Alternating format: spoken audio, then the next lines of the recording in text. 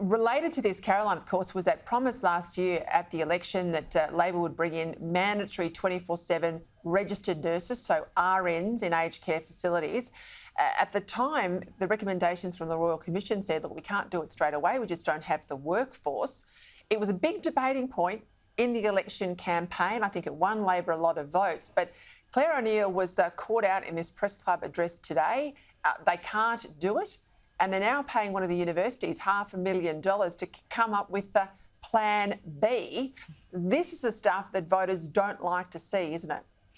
I think so, Peter, and you're right. Look, it is a big vote winner because who wants to see their nana and pop in aged care not being looked after properly? We need to take care of our elderly, and some of the stories that we heard out of the Royal Commission were just downright disgusting and shocking. So, but the reality is, can they afford, do we have the working force to be able to meet this promise that they made? And I think it was always pie in the sky stuff, but it was such a central part of their campaign. It was the centerpiece of Albanese's 2022 budget reply to have one 24-hour registered nurse in each aged care centre. So at least at every point in the day and night to have one RN on staff. But that can't happen according to the aged sector. I mean, the chief of the peak nursing body has said